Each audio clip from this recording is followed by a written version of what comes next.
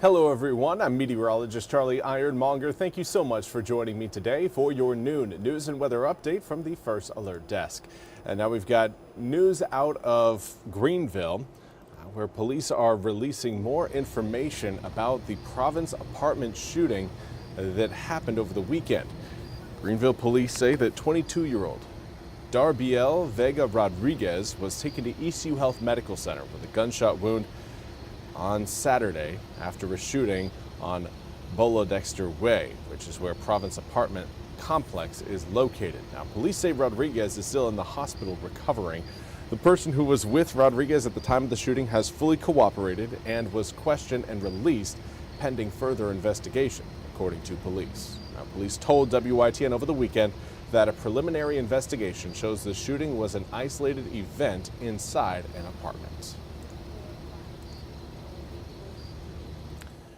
Now we want to turn our attention to the Pitt County Commissioners meeting that happened, and well, the result is that Gary Weaver was appointed to fill the vacant District 6 seat that was last held by Lauren White in a vote that counted 6-2 that happened Monday night. Now the commissioners voted between Weaver and Rich Zeck, the mayor of Simpson.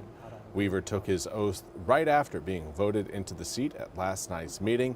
Weaver, a former Pitt County GOP chair, was appointed as the County Board of Elections chair by State Auditor David Bolick in June before stepping down from the position last month.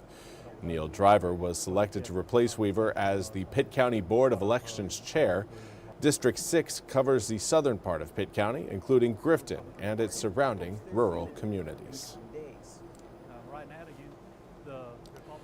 And finally, let's talk about your weather forecast. Today, most of the rain showers that were expected to sit over eastern North Carolina have stayed just up to our north and really kind of up to our northeast. Here's a look at your visible satellite, and right now we've got cloud cover pouring across the east. Strong winds, but rain showers not seeing a whole lot there. Just a few sprinkles coming in today. Of course, the heavier rain showers right now reside a little bit further up towards the northeast. It looks like they may just scoot on by Elizabeth City without putting too much down on the northern side of the Albemarle Sound. It's really Virginia Beach and Norfolk that are going to be on the receiving end of most of those heavy rain showers. Air temperatures will continue to climb over the next few hours, likely getting into the mid-70s coming up later on this afternoon for areas closer to I-95.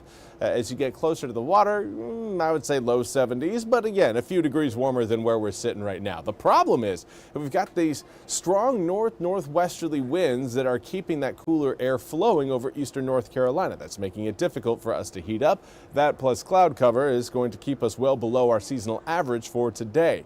Normal this time of year is right around the low to mid 80s, and well, we're going to be sitting well below that coming up this afternoon. Right now, wind gusts ranging generally between around 15 to 25 miles an hour across most of eastern North Carolina. We have had certainly some stronger winds along the northern Outer Banks, but taking a look again at what sustained winds are going to be doing over the next several days, it's going to be a breezy one through the rest of this afternoon. Overnight tonight, wind speeds will relax slightly, but will not go quiet. I still anticipate about a 5 to 10 mile per hour breeze across inland areas, with more of a 7 to 15 mile per hour breeze around the Sounds later on tonight and into tomorrow morning. Now from there, we will see the winds pick back up at around 10 to 15 miles an hour for tomorrow at around lunchtime.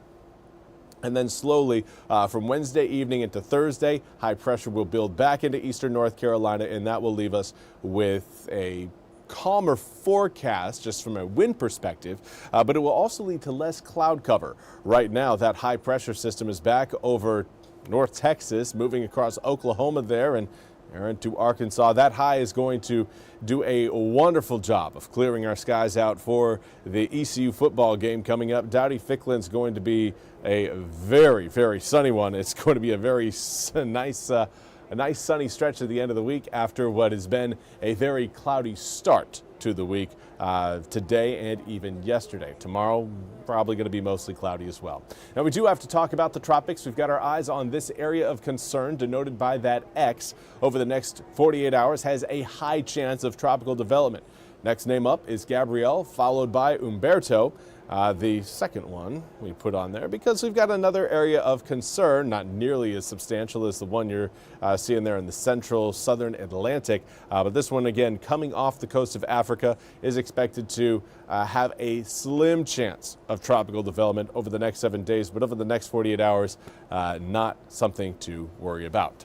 Here's a look at your full 8-day forecast. Again, maybe some light showers tomorrow morning, but even those are going to be few and far between. That's going to be mostly for areas along and north of Highway 264. After that, it's Thursday, looking sunny.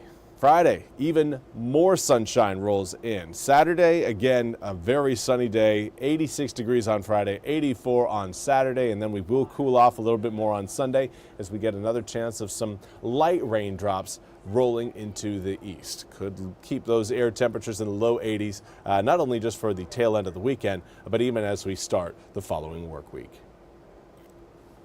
Well, that's all we have time for today's noon news and weather update from the First Alert Desk. I want to thank you all so much for joining me.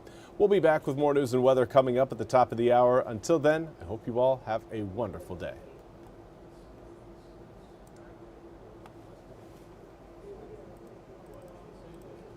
This hour of the WITN First Alert Desk is sponsored by Supreme Choice.